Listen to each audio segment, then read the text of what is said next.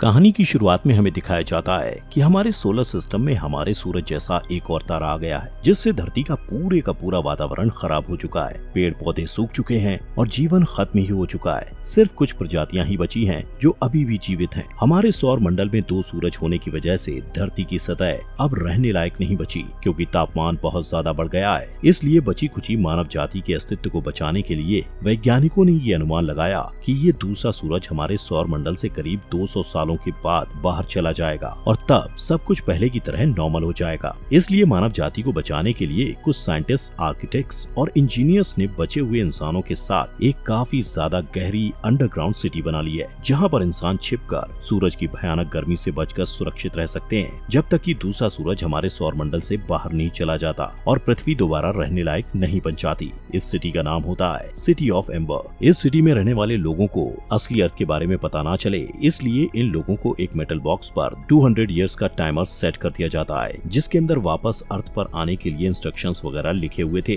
ताकि 200 साल से पहले एम्बर सिटी में रहने वाले कोई भी इंसान अर्थ पर वापस आने के बारे में सोच ना सके, ना ही उन्हें असली धरती के बारे में कोई भी नॉलेज हो। इस बॉक्स का टाइमर सेट करके एम्बर सिटी के सबसे पहले मेयर को हैंडओवर कर दिया गया और इस तरह से box next to next mayor transfer होता रहा। इसी तरह समय के साथ वो लोग इस बॉक्स के बारे में भूलने लगे और 7वां मेयर बिना बॉक्स को आगे पास किए ही मर गया। इवेंचुअली 200 साल बाद वो बॉक्स अपने आप खुल गया, लेकिन कोई इसका यूज करने के लिए था ही नहीं और इसी तरह कुछ और साल भी बीत गए। इस तरह एम्बर सिटी के लोग बिना रियल अर्थ के बारे में जाने ही जीने लगे और एम्बर सिटी कुछ defined system in set of rules पर चलने लगा। अब यहाँ से सीन शिफ्ट होता है और हम मूवी के मेन लीड डून से इंट्रोड्यूस होते हैं, जो कि अपने ग्रेजुएशन डे के लिए रेडी हो रहा था, जिसे यहाँ असाइनमेंट डे के नाम से जाना जाता है। डून अपने डैड से कहता है कि वो आगे चलकर साइंस लेना चाहता है, क्योंकि एम्बर सिटी के पास पावर का सोर्स सिर्फ एक जनरेटर ही है, जो कि धीरे धीरे पुराना होता जा रहा है और अब उसे रिपेयर करने की जरूरत है। वो अपने डैड से ये भी कहता है कि मैं बाकी लोगों की तरह हाथ पर हाथ रखकर नहीं बैठ सकता। इसके बाद सीन शिफ्ट होकर मूवी की फीमेल लीड लीना पर आता है, जो कि असाइनमेंट डे के लिए लेट हो गई थी।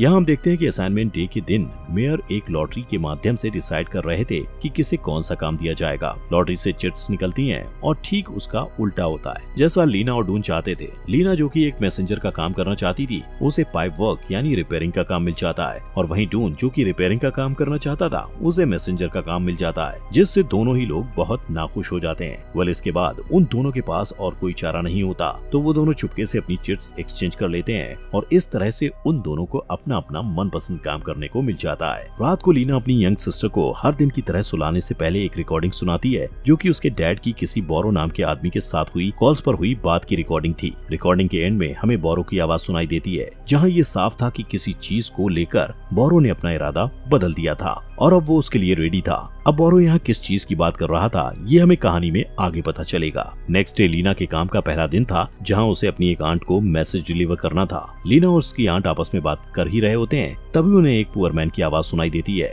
जो कि सिटी के एक ऐसे लोकेशन से बाहर आ रहा था जहाँ आम लोगों का जाना मना था। ये पुअर मैन सबको बता रहा था कि उसने अननोन रीजन में इतना बड़ा क्रिएचर देखा है, जो कि उनके घर से भी बड़ा है। इस आदमी की बातों पर कोई भी यकीन नहीं कर रहा था। इनफैक्ट उस अननोन रिस्ट्रिक्टेड रीजन में जाने के लिए उसे पनिशमेंट के तौर पर ऑफिसर्स पकड़कर अपने साथ ले जाते हैं। अब यहाँ लीना नोटिस करती है कि उस आदमी ने अपने हाथ में एक बड़ी सी कांटे जैसी कोई चीज ले रखी थी, जो कि इस सब में उसके हाथ से गिर गई थी। लीना उस कांटे को उठाकर अपने पास रख लेती है। यहाँ अपने काम के पहले दिन डून अपने मेंटर सुल से मिलता है, जो कि एक बहुत ही बूढ़ा आदमी है। एंड यहाँ सुल बताता है कि इस काम में कई लोगों की जान जा चुकी है। डरावनी बात तो ये है कि सिटी को पावर करने वाले जनरेटर को रिपेयर करना ऑलमोस्ट नामुमकिन है, क्योंकि ऐसा करने के लिए उनके पास रिसोर्सेज एंड न्यू पार्ट्स वगैरह हैं ही नहीं। इसलिए वो लोग किसी तरह मैनेज करके इस जनरेटर को मेंटेन रख रहे हैं। सुल इस टनल में कहीं भी अकेले जाने से साफ मना कर देता है, but since Dunn was adamant enough, इसलिए वो सुल से छुपाकर टनल का मैप उठा लेता है और टनल को एक्सप्लोर करने निकल जाता है। यहाँ टनल में डून को एक लॉक चैम्बर मिलता है, जो कि मैप में गायब था।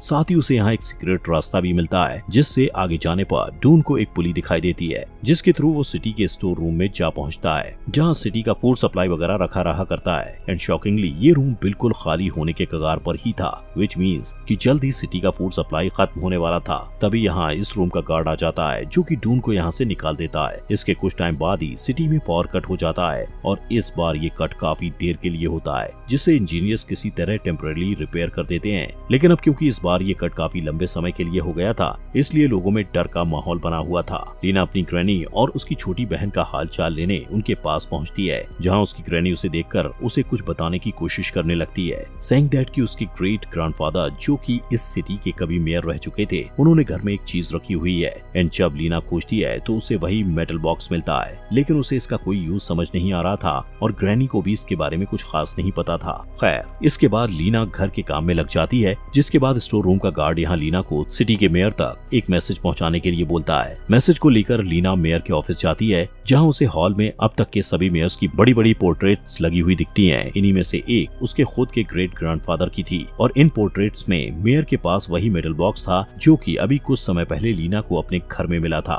नेक्स्ट सीन में जब लीना मैसेज को लेकर मेयर के ऑफिस में खड़ी होती है, तब वो उनके ड्रॉअर में कई सारे टिन कैंस देखती है, जिसे मेयर छिपाने की कोशिश करने लगते हैं। इसके बाद जब लीना उस स्टोर रूम के गार्ड को बताने चाहती है कि उसने मैसेज डिलीवर कर दिया है, तब वो देखती है कि गार्ड किसी आदमी से बात कर रहा था, जहाँ वो कह रहा था कि जल्द ही वो जाने वाला है। इससे पहले कि लीना को समझ पाती कि वो किस बारे में बात कर रहे हैं, गार्ड लीना को नोटिस कर लेता है और उसे अपने काम से काम रखने के लिए बोलता है। दूसरी तरफ हम डून को देखते हैं, जो कि लीना से मिला वो कांटा अपने डैड को दिखा रहा होता है, जहां डून एक ड्राइंग को देखकर श्योर हो जाता है कि ये किसी बीटल का हिस्सा है, लेकिन उसे ये समझ नहीं आ रहा था कि ये कांटा इतना बड़ा कैसे है। डून के डैड उसे इन सब चीजों में ना पड़ने के लिए कहते हैं। सीन शिफ्ट होकर लीना पर आता है, जो कि घर वापस आकर वही मेटल बॉक्स ओपन करती है, जहां उसे इसके अंदर से कुछ पेपर पीसेस मिलते हैं, जिन्हें अरेंज करने पर कुछ इंस्ट्रक्शन सामने आ रहे थे। इस बीच हमें कुछ सीन्स में ये भी दिखाया जाता है कि सिटी की हालत दिन ब दिन और खराब होने लग गई थी। पावर कट्स और फ्रीक्वेंट हो गए थे, मेडिसिन की शॉर्टेज होने लगी थी एंड खाने की कमी भी हो गई थी। लीना फिर से उस मेटल बॉक्स को ओपन करती है और इस बार सभी पेपर पीसेस को मिलाकर उस मैसेज को पढ़ने की कोशिश करती है और इसे ले जाकर डून को दिखाती है, जो कि इसे देखते ही एक क्लू समझ जाता है और यहाँ से वो दोनों लाइब्रेरी की तरफ चल देते हैं, जहाँ एक सीक्रेट कंपार्टमेंट से उन्हें एक और बड़ी सी बुक मिलती है, जिसमें वो एग्जैक्ट सेम इंस्ट्रक्शंस लिखे हुए थे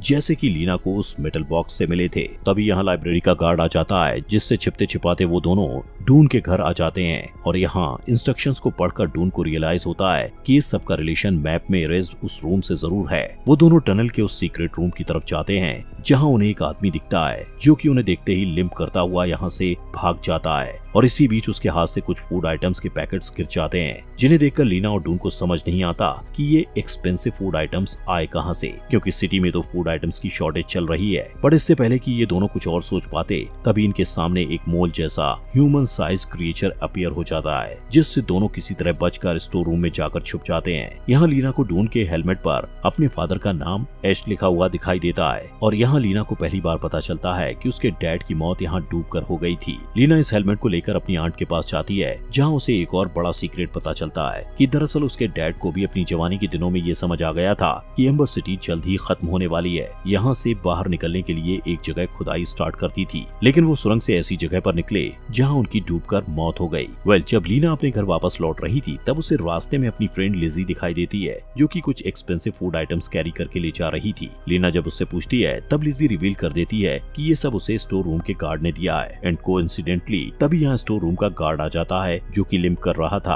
और उसे देखकर लीना समझ जाती है कि कल रात उन्होंने जिस आदमी को ऐसे लिम्प करते हुए देखा था वो ये ही था। इसके बाद नेक्स्ट सीन में लीना डून के साथ टनल के उसी रूम 351 में पहुंच जाती है, जहां उन दोनों को पता चलता है कि यहाँ मेयर ने अपने लिए सारे ऐशो आराम का सामान इकट्ठा कर रखा था और सिटी के लोगों को लिमिटेड सप्लाई पर मरने के लिए छोड़ दिया था और इसलिए लास्ट टाइम उसे मेयर के ड्रॉअर में खाने के कैंस दिखाई दिए थे। इसके बाद वो दोनों यहाँ से निकल जाते हैं और लीना के घर जाते हैं, जहाँ लीना जब अपनी यंगर सिस्टर को सुलाने के लिए अपने डैड की रिकॉर्डिंग प्ले करती है, तब डून नोटिस करता है कि उस रिकॉर्डिंग में जो बोरो नाम का व्यक्ति बोल रहा था, दरअसल वो कोई और नहीं उसके ही डैड की आवाज थी। और यहाँ हमें पता चलता है कि डून डून के डैड का पूरा नाम ही लॉरेंस बैरो हैरो है, विच मीन्स कि लीना के डैड के साथ साथ डून के डैड भी इस सिटी से बाहर जाने की खोज में शामिल थे। अब यहाँ हमें समझ आ जाता है कि स्टार्टिंग से ही डून के डैड उसे इन सब चीजों से दूर रहने के लिए क्यों कहा करते थे, क्योंकि वो नहीं चाहते थे कि लीना के डैड की तरह ही डून भी अपने जुनून के चक्कर में जान गंवा दे। डून अपने डैड को कन्फ्रंट करने पहुंचता है, जहां उसे अपने डैड से सब सच पता चल जाता है कि वो लोग कहां से और कैसे बाहर जाने का ट्राई कर चुके थे। यहाँ दूसरी तरफ लीना मेयर की पोल खोलने के लिए उसकी शिकायत ऑफिशियल से करने के लिए चली जाती है,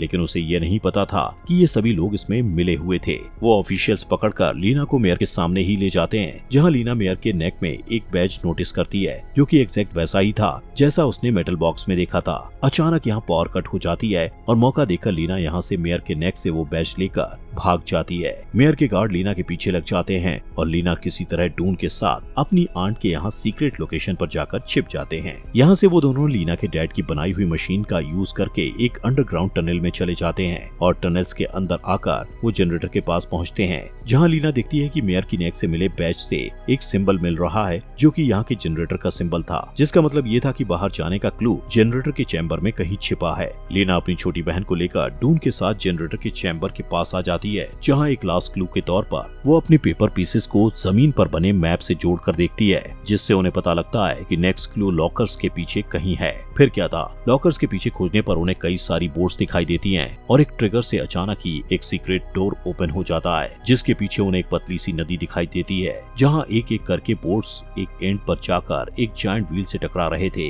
ये सब देखकर डून समझ जाता है कि ये बोर्ड्स दरअसल समय आने पर सिटी के लोगों को एम्बर से बाहर ले जाने के लिए ही रखी गई थी, लेकिन यहाँ पानी का लेवल इतना कम था कि वो बोट्स उस जायंट व्हील से ऊपर ही नहीं जा पा रही थी और टकराकर वहीं रुक जा रही थी। नेक्स्ट इंस्ट्रक्शन पढ़कर उन्हें एक कंट्रोल रूम के बारे में पता चलता है, जिसके डोर पर लगे लॉक को देखकर उन्हें समझ आता है कि वो दोनों बैजेस की इस लॉक को ओपन कर सकते हैं। रूम के अंदर जाने के बाद वो लोग देखते हैं कि ये पूरी सिटी का कंट्रोल रूम था। नेक्स्ट सेट ऑफ इंस्ट्रक्शंस को फॉलो करने पर वो लोग गियर्स को स्टार्ट कर देते हैं, जिससे वो जायंट व्हील मूव करने लगते हैं। इससे वाटर लेवल ऊपर होने लगता है, लेकिन तभी अचानक ही वो व्हील रुक जाते हैं। अब यहाँ होता यह है कि सडन सर्ज ऑफ एनर्जी की वजह से सिटी में सभी लैंप्स वगैरह फूटने लगते हैं और सिटी में पानी भरने लगता है, जिससे मेयर डर जाता है और भागकर फूड स्टोरेज रूम में जाकर छिप जाता है। बट यहाँ वो मोल मौजूद था एंड वी ऑल नो कि आगे उसके साथ क्या हुआ होगा। खैर, यहाँ सुल कंट्रोल रूम से डून और लीना की मदद की पुकार को सुन लेता है और व्हील के गियर को खुद रिपेयर करने में लग जाता है, जिससे फाइनली व्हील मूव करने लगते हैं और डून, लीना और उसकी सिस्टर यहाँ से एक बोट में बैठकर बाहर निकल जाते हैं। यहाँ से बाहर वो लोग एक बड़ी सी गुफा जैसी जगह पर आते हैं, जहाँ उन्हें बहुत ऊंचाई से रोशनी आती दिखाई देती है। वो दोनों ऊपर जाते हैं और तभी सवेरा होता है, जिससे वो प्रकृति की सुंदरता देखते हैं और उन्हें रियलाइज हो जाता है कि अर्थ अब वापस रहने लायक हो चुकी है। यहाँ उन्हें एक बग दिखाई देता है, जिसे फॉलो करते हुए वो दोनों एक खाई के पास पहुँचते हैं, जिससे नीचे एम्बर सिटी साफ नजर आ रही थी। वो लोग अपने मैसेज और वहाँ से बाहर आने के इंस्ट्रक्शंस को एक स्टोन पीस से बांधकर नीचे फेंक देते हैं, जो कि कोइंसिडेंटली डून के डैड को मिलता है, जो उसे देखकर समझ जाते हैं कि लीना और डून ने एग्जिट ढूंढ निकाला है। और इसी के साथ ये अमेजिंग मूवी खत्म हो जाती है। दोस्तों, हमारे फॉक्स एक्सप्लेनर हिंदी चैनल को सब्सक्राइब करना मत भूलना।